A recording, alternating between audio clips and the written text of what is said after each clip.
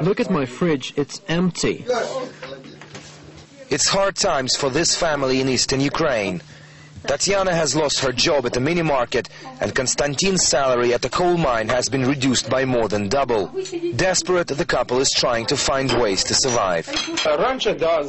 We used to have a stable salary. We never worried about it, but in the last 2 months it's almost gone. We have a few cattle, we have eggs every day, that's why we still survive. Forced vacations, salary cutbacks and early retirements. This is how Ukraine has been hit in the global financial fallout. And the industrially developed East is feeling it the most. Experts say work at almost every factory and mine in Ukraine is either suspended or under threat. Once the pride of the Soviet steel industry, the factory in Kryvyi Rog, now owned by the Mittal Steel Company, is still one of the biggest in Europe and still brings billions of US dollars of profit. So far, it has reportedly abstained from large-scale redundancies, but should it halt its production, Ukraine could lose almost 40% of its overall export.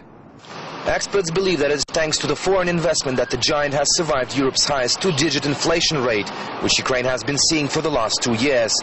But this economist says that this could be not enough to save this enterprise, and Ukraine will suffer from the world market crisis more than any other state in Europe. Now Ukraine has the strongest decline in metallurgy and is one of the top 5 European countries which has a strong decline in industry in general. We have now the unofficial figure of more than 1 million people who have been sacked and who are looking for a job. And the economist says this number can increase within several months. For many provincial industrial centers, rising unemployment would be devastating. There are a lot of so-called mono-cities when you have only 1 or 2 factories and where almost all population is working or having ties with that factory. So when you close the factory in a large town, you will, the government is having a dead town.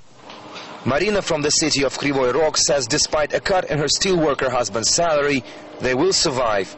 But the situation in her town worries her. Many people lost their jobs and crime rose. Women do not wear jewelry, and after dark, in areas with no street lights, they do not go out alone.